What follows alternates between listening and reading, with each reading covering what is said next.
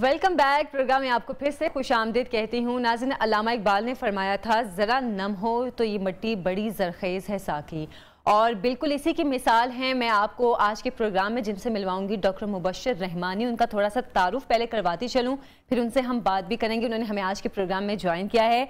Pakistani computer scientist doctor Mubashir Rahmani को दुनिया के 1% बेहतरीन मुहक्किकीन होने का एजाज़ हासिल है, जो कि मुसलसल बेस्ट कंप्यूटर साइंटिस्ट की जो लिस्ट है दुनिया की, उसमें वो मुसलसल दूसरे साल टॉप पर हैं, और ये पाकिस्तान के लिए किसी एजाज़ से कम नहीं है। डॉक्टर मुबश्शिर रहमानी हमारे साथ मौजूद भी हैं। अस्सलाम वालेकुम डॉक्टर साहब, बहुत शुक्रिया आप हमारे प्रोग्राम में तशरीफ़ लाए हैं। इस शानदार कामयाबी पर सबसे पहले तो आपको मुबारकबाद दूंगी, क्या कहेंगे आप? जी, बहुत बहुत शुक्रिया आपका, आपने अपने प्रोग्राम में मुझे इनवाइट किया। It's an honour for me. जी, अच्छा डॉक्टर साहब, पहले भी बहुत सारे अवार्ड रखते हैं आप, और कंप्यूटर साइंस रिसर्च की फहरिस्त में भी दूसरे साल मुसलसल आपका नाम आया है। पाकिस्तान के लिए बहुत बड़े ऑनर की बात है। इस पर आपका क्या रिस्पांस है, कैसे जज्बात हैं आपके? ये सफ़र थोड़ा तवील है। मैंने सन 2004 के अंदर Mehran university of engineering and technology से, जामशुरो से, कंप्यूटर सिस्टम्स इंजीनियरिंग में अपनी डिग्री मुकम्मल की। उसके बाद मैंने कराची में 1 साल जॉब की असिस्टेंट नेटवर्क इंजीनियर के तौर पे, और उसके बाद फिर मुझे higher education commission government of Pakistan की तरफ से MS लीडिंग टू PhD की स्कॉलरशिप मिली। अच्छा। ये स्कॉलरशिप लेके मैं फ़्रांस चला गया, और फ़्रांस में मैं वहाँ पे एक ग्रांड स्कूल था, जो कि इंजीनियरिंग स्कूल था, प्रेस्टिजियस इंजीनियरिंग स्कूल सुपेलेक जिसका नाम था। उसके अंदर laboratory of signals and systems के अंदर मास्टर्स किया। जो मेरा शोबा था वो नेटवर्क्स एंड टेलीकम्युनिकेशन था। उसके बाद फिर मैंने PhD में दाखिला लिया university Pierre and Marie Curie, university Paris उसके अंदर, और ये फ्रांस की नंबर 1 यूनिवर्सिटी है। इसके अंदर फिर मैंने कॉग्निटिव रेडियो नेटवर्क्स के अंदर PhD किया। अच्छा। और ये जो PhD की डिग्री मुझे अवार्ड हुई वो वेरी ऑनरेबल, थ्राइस ऑनरेबल जो उसका टाइटल होता है, उसके साथ मुझे ये अवार्ड हुई।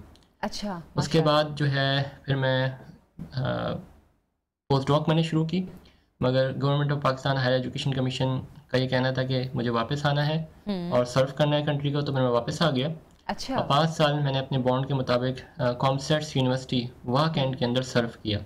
अच्छा। अच्छा। और उसके बाद फिर मैं आयरलैंड आ गया, और आयरलैंड में मैंने एज अ पोस्ट डॉक्टरेट काम शुरू किया। 1 साल काम किया। उसके बाद फिर मैंने Munster technological university computer science department को ज्वाइन किया, और अभी मैं वहीं पे आयरलैंड में सर्व कर रहा हूँ।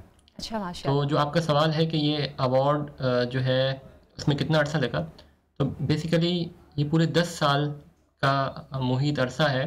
बेसिकली अगर मैं आपको समझाऊँ ये अवार्ड दिया कैसे जाता है और कैलकुलेट कैसे किया जाता है, तो पूरी दुनिया के अंदर जो रजिस्टर्ड साइंसदान हैं, रिसर्चर्स हैं, तमाम साइंस के शोबों के अंदर, चाहे वो फिज़िक्स हो, केमिस्ट्री हो, मेडिसिन हो और कंप्यूटर साइंस हो, वो 8 मिलियन 80 लाख साइंसदान और रिसर्चर हैं 10 साल के।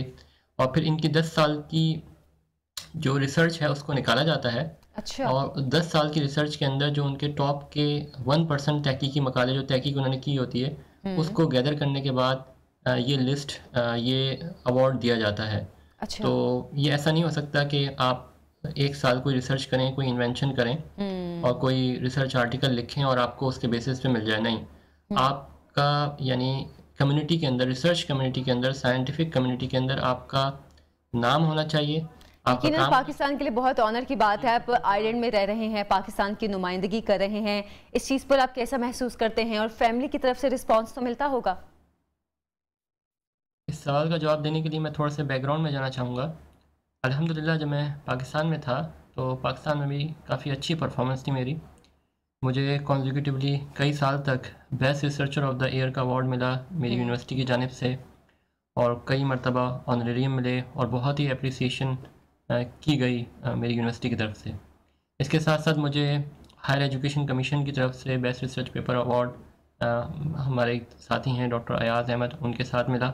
अच्छा। इसके अलावा जो है Pakistan council for science and technology PCST, जो कि ministry of science and technology के अंडर ज़ैली इदारा है, उनकी तरफ से पूरे पाकिस्तान के तमाम इंजीनियर्स के अंदर रैंक नंबर 1 मुझे काउंट किया गया इन टर्म्स ऑफ हमारे रिसर्च आउटपुट।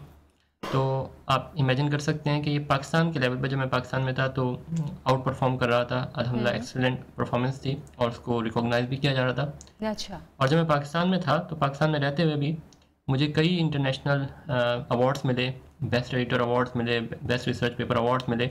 और पाकिस्तान में रहते हुए मैंने इंटरनेशनल दुनिया के अंदर, यूरोप में, अमेरिका में काफ़ी नाम कमाया, काफ़ी कोलेबोरेशंस की, माशाल्लाह, काफ़ी वाकई। रिसर्च इस्टेब्लिश की। और ये जो परसेप्शन है कि हम पाकिस्तान में रह के इंटरनेशनल लेवल की रिसर्च नहीं कर सकते, अल्हम्दुलिल्लाह उस परसेप्शन को दूर करने का मौका मिला। अब आपको जो मेन सवाल था कि आयरलैंड में क्या है, तो अल्हम्दुलिल्लाह आयरलैंड में भी यहाँ पे बहुत ज़्यादा अप्रिशिएट किया जाता है।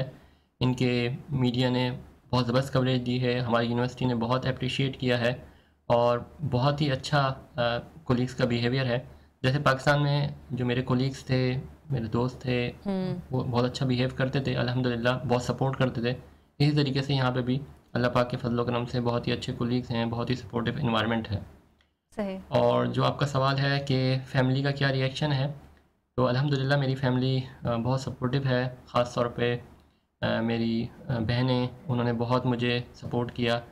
आज मैं जो कुछ भी हूँ ये उन्हीं की जो है दुआएं हैं, उन्हीं का कोऑपरेशन है। और मेरी वाइफ, उनका भी बहुत इसमें हाथ है, इसके अलावा मेरे बच्चे अल्हम्दुलिल्लाह।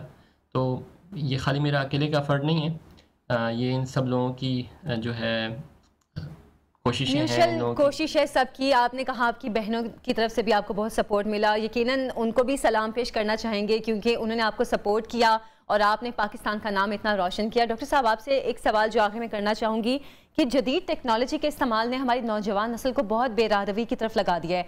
आप आयरलैंड में अकेले रहते हैं, इतने अरसे से रह रहे हैं, अपना वहाँ का एक्सपीरियंस शेयर कीजिएगा कि किस तरह आप वहाँ पे रहते हैं, अपने आप को किस तरह वहाँ के जो माहौल है उससे बचाते हैं और किस तरह अपने लाइफ को एक लेकर चल रहे हैं। आपने ये बहुत ही अहम बात पूछी। देखिए, हर चीज़ का मस्बत और मनफी पहलू होता है। बिल्कुल। अब कंप्यूटर का इस्तेमाल, सोशल मीडिया का इस्तेमाल किस तरीके से किया जाए कि ये प्रोडक्टिव हो जाए। मैं आपको अपना एग्जांपल देके बता देता हूँ। मैं जब पीएचडी कर रहा था तो पीएचडी में आप इमेजिन करें, मैं पेरिस में हूँ और अकेला हूँ और कई सालों से हूँ और खाना पीना भी खुद ही बनाना है, रिहाइश भी, कपड़े धोने, ये सारे काम जो होते हैं नॉर्मल, वो सारे खुद करने हैं। और पेरिस का माहौल, जो लोग वहाँ पे रहे हैं उनको अंदाज़ा हो सकता है यूनिवर्सिटी का माहौल किस लेवल का होगा। अब उसके बाद आप घर पे अकेले होते हैं, आपके पास हर ऑप्शन होती है, हर बुरा काम आप कर सकते हैं। तो आप उस माहौल के अंदर रहते हुए कैसे हम उन तमाम बुराइयों से बच जाएं, उसके लिए मैंने रुजू किया जो हमारे बड़े बुज़ुर्ग हैं, उलमा इकराम हैं, मुफ्तियान इकराम हैं, उनसे मैंने पूछा कि आप मुझे गाइड करें कि मैं इन चीज़ों से बच जाऊँ। तो एक गाइडेंस जो मुफ्तियान इकराम ने मुझे वो ये दी कि भाई अपने आप को बिज़ी रखो।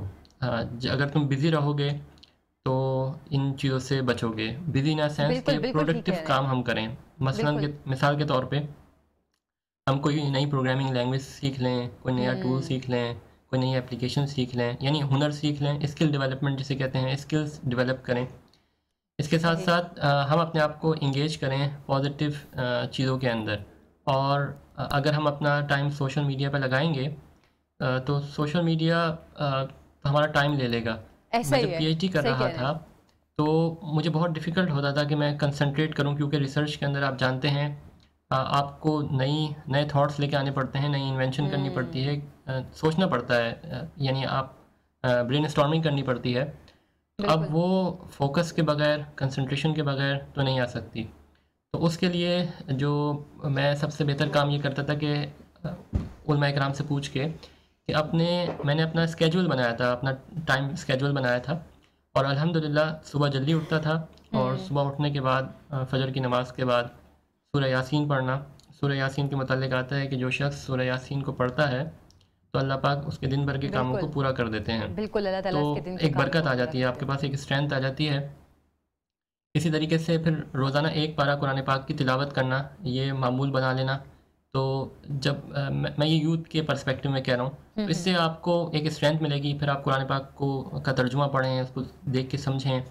और फिर जब ये पॉजिटिव ख़यालात आपके अंदर बढ़ेंगे और फिर आप अपने सही। काम डॉक्टर पे साहब ध्यान दे बहुत सकें। बहुत शुक्रिया, आप हमारे प्रोग्राम में तशरीफ़ लाए, वक्त दिया आपने हमें और इतनी अच्छी अच्छी बातें हमसे शेयर की हैं। यकीनन आप हमारे पाकिस्तान का फ़ख्र हैं, हमारा फ़ख्र है। और नाज़रीन, सोशल मीडिया पर तो बहुत से लोग ऐसे आते हैं जो रातों रात मशहूर हो जाते हैं, लेकिन हम प्रोग्राम में उन लोगों को लेकर आते हैं जो सही में पाकिस्तान के लिए फ़ख्र का बाइस हैं, और डॉक्टर मुबश्शिर रहमानी भी उनमें से एक हैं। अभी ब्रेक के बाद आपको मिलवाएंगे उन खातून से जो कोरोना के दिनों में 2 साल तक बिल्कुल अपने घर में बंद रही, हर चीज़ ऑनलाइन मंगवाई। कौन है वो खातून, आपको मिलवाएंगे एक ब्रेक के बाद।